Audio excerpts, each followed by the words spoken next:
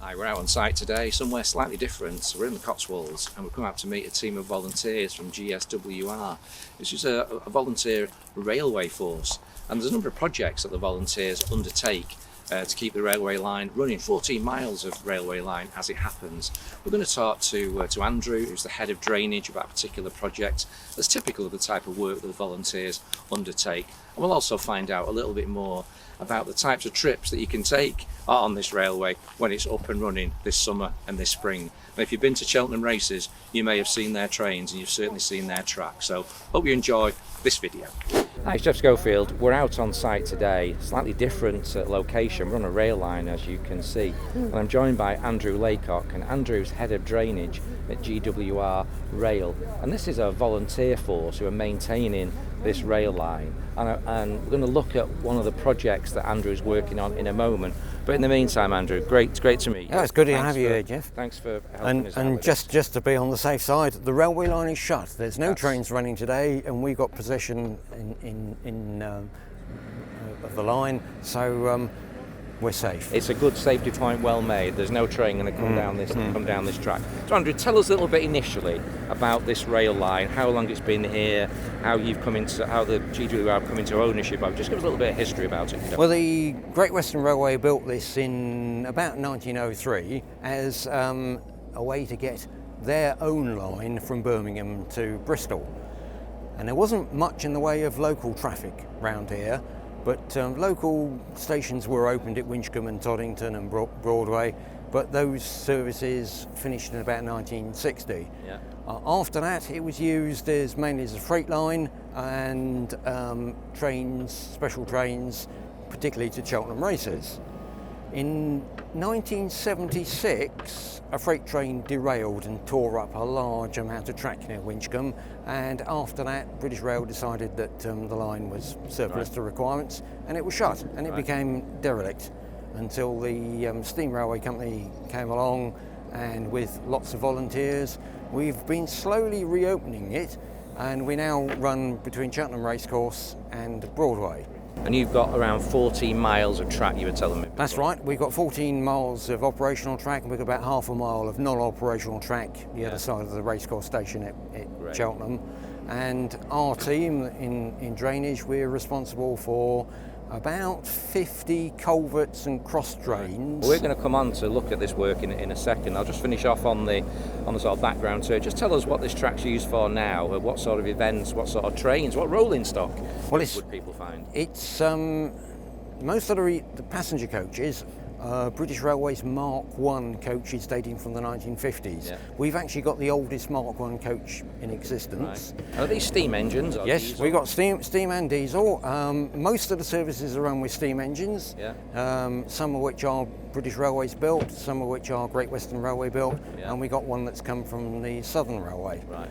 And we got quite a few diesel engines. There's quite a following for I imagine, diesels. And I'm sure a number of our followers, from our construction-related market, there's a lot of crossover here for sure. I'll just finish this bit off because I'm sure a lot of people will be familiar with this event. So you were telling me that the track is used to ferry visitors to Cheltenham races, so racegoers use this. Racegoers use this. If you've ever been to the Cheltenham Festival, particularly the Gold Cup, driving there is a nightmare. Yeah, been there. So instead, you can book a ticket through at the races, come down to Toddington or Broadway stations, board one of our steam trains, and we take you right into the racecourse, and again, right out of the racecourse without any traffic jams. Train straight to the front door of Cheltenham. So a little bit of an advert for you there. But listen, let's move on from here now. We'll look at this particular project that Andrew is working on today, and let's check that out. Okay, so we've got a bright and sunny morning here in Cheltenham, still with Andrew, hence the sunglasses. So Andrew, you're head of drainage for the railway. Tell us a little bit about what that involves. And your responsibilities and the team that you work with. Well, I've got a team of 11. We're all volunteers. None of us were ever professional civil engineers, but we've learnt on the job, and we report to an infrastructure manager who is a professional civil engineer, and he in turn reports to the civil engineering director. So they know what they're doing, Yeah. and sometimes they tell us what to do. Sometimes we suggest things and they say, yes, that's a good idea. Yeah. I don't think we've ever suggested something that we've been told, no, that's not a good idea. So it's a collaboration, it's a use of all your experience Yes, to yes. keep the track running. So typically, what sort, I know there's probably no typical job, we're going to look at one in a short while, but typically what type of thing are you looking at and responsible for? Well, typically what we're doing is rebuilding stuff that's come into disrepair over the years, and some of that will date back to the early 1900s, some of it will date back to the Great Western Railway 1930s. Here we think what we're doing is repairing something that was modified by British Railways in about the 1950s. Right. Or the other thing we are doing quite a lot of is making good the work that was done in the early days of the preservation era, Right. when money was short and resources were tight. Yeah. And one or two places it was domestic bricks and things we used, okay. and they've, that was 50. You've got to make good now. Yeah, that's 50 years ago. Yeah. We've got to make And you've got good. today's standards to, Yes. to apply to Yeah. as well. Now, you were saying your team's 11.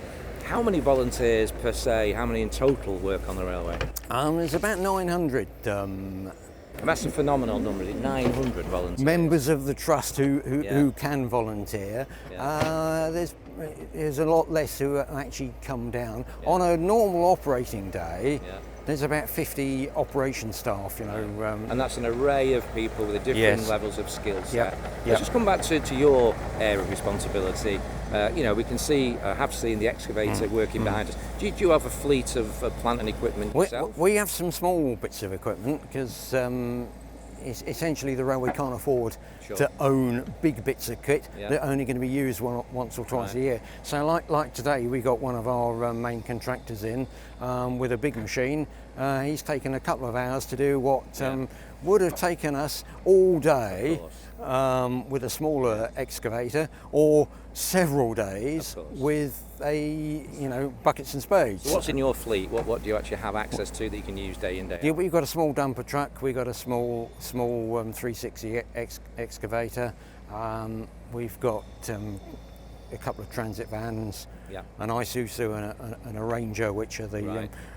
for moving the personnel Yeah. So around. you've got the basics to keep everything moving along, and then Yeah. you'll bring in additional Yeah. equipment as Yeah. required. So, I mean, one of our main problems is that a lot of things are relatively simple jobs, like rebuilding a head wall. Well, Yeah. it's fairly easy to demolish a head wall, dig out behind it, Yeah. and rebuild it. Except that head wall is 30 feet down a steep embankment, yeah. which we can't get to from the adjoining field, Yeah. or the adjoint. It's through somebody's back garden. Absolutely. They don't want lots of concrete and bricks No, I coming mean, through a we back are garden. literally, as you can see behind us, it's in the middle of the countryside, aren't we? The topography around here is challenging, isn't it, from that point of view? Well, where we are today, in my personal opinion, is the best view on the railway. I mean, it is quite amazing, as you can see. Over there's the Malvern Hills. That way is the Clee and the Clent Hills, Yeah. and you can enjoy this view Yeah. from the train. Or actually, even better, you can buy a pint in the Royal Oak pub Yeah. and sit in the garden And and watch the trains. I'm keen to talk to you about the project that we've come to have a look at today, and we'll move down there in a moment. Just before we do, and you say we were just stood before we came on camera talking about some of the wildlife that you see around you. Just give us a little insight as to some of the wildlife that you come into contact with. Oh, we see quite a lot here. Bird life, red kites is now so numerous we don't even bother recording them. Sparrows. Kestrels, sparrowhawks, buzzards, Yeah. robins. We reckon every culvert has got a resident robin. Okay. Other bird life, sparrows are not quite so common, except Yeah. in the urban bit down at Sure. Bishop's Cleeve. You were mentioning snakes, and Yes, snakes and reptiles. We've seen common lizards, slow worms, and grass snakes aplenty. Occasionally we see an adder, mainly in the summer. Yeah. The other thing we do see quite a lot of is deer. Right, We've seen every variety of British deer apart from the red deer somewhere along the line. And you were saying that you have everybody's friend, the badger. The badger. Well, we don't really regard him as a friend. Inverted commas. Yes, a lovely animal, well worth protecting. But they can do a lot of damage. Yeah. One or two places they have been known to tunnel right underneath the line, Yeah. which is it is not. So not you've got some things of natural beauty that were stood Yeah. around. You're surrounded by nature. What a fabulous place to come to work. Yes, well, that's one of the reasons why the team come down. It's a way to get out into the open air, do something useful, enjoy some good company, and enjoy the scenery and the wildlife. You're working in a wonderful environment. So let's go and have a look at this work now on this particular project. Yeah, right. So as you can see, we've come down a level now, and we're in front of the work that's being carried out by Andrew and his team. So tell us a little bit, Andrew, about what this project is that you're working on today. Well, this is where we think it was the 1950s British Railways change to extend this culvert here. And what they did, they built some additional brick wing walls and put a steel lid over the top. And of course that steel lid has rusted away. It was just about to go all the way through, and that might have caused the track bed to become unstable. Right. So this has been our top priority job for this winter. And after a little bit of consultation as to how we can approach it, we decided we could do this in-house rather than get a contractor in. Excellent. Except for the actual excavation, which we've had a contractor in this morning who's taken 2 hours to do the job. Yeah. And then we're going to build a new chamber and use GRP chamber rings on top of that, connect up to the pipe that goes underneath the access road, and backfill and level the whole area. So this time next year you won't see a big hole here. It'll be So you're bringing nice and this level. right back up to standard. Yeah. What once installed and once in place, how long will that last? How long's that good for, would you say? It should see me out. Well, yeah. Any changes to it will be somebody else's problem, Yeah, but yeah. no, it 50, 60, 70, Right, so it's 70 a years. long-term solution here. And when did you start? When do you expect to finish this little job? With this particular bit, we only started a couple of weeks ago. We've got to get this finished by the end of February for when the race trains run Right. to Otherwise, you're not going to get Cheltenham. that train to Cheltenham No. if this job isn't done. No, and then we got another few jobs to do this year. Last year we did some improvements to drainage up near Stanton, which has prevented one of our adjoining farmers' fields from flooding, and he's very happy about that. And then a little bit further up towards Broadway at Little Buckland, we're working in conjunction with another local landowner to improve the drainage there, because he wants to put sheep on a field, and it was a bit waterlogged, and so was our drainage ditch a bit waterlogged. We couldn't get equipment in, but he said, right, bring your equipment in across the field and we'll work together. Well, many of our subscribers, listeners, viewers will understand the importance of drainage from their day-to-day work. So it's great to see the work that you're doing to keep the railway going, but also working with the community, as you've expressed there, with the local agricultural community to to make everything right in the territory. Yeah, one of our biggest problems is we have a couple of underbridges where the road dips underneath. Right. Where we're responsible for the water getting into the roadside gullies, but the county council are responsible for the pipes that those roadside gullies lead out You've to. got similar challenges to a number of our subscribers as well. So listen, where can people find out more? We perhaps, we've talked a lot today about the railway's history, what it does now, work you're doing. Where can people find out more? Well, go to the Gloucester Warwickshire Steam Railways website. Yes, GWR. GWSR. SR. Because the S for steam, Right. even though some of our trains are trains are Yeah. diesel, and trains will be running from the spring right through to the autumn. During the summer, it's weekends, and then Tuesdays, Wednesdays and Thursdays. Right. We generally don't run on a Monday or a Friday.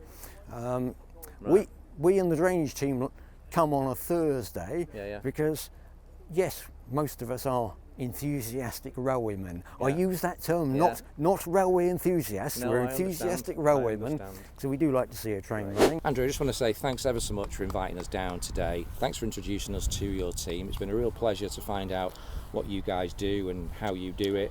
I'm sure it'll make an interesting piece for our readers and subscribers. So thanks ever so much. Thanks, Jeff, and thank you for bringing such a wonderful weather. It was foggy earlier on, but when you arrived, it's all cleared. The sun always shines on UK plant operators. Yeah, come again.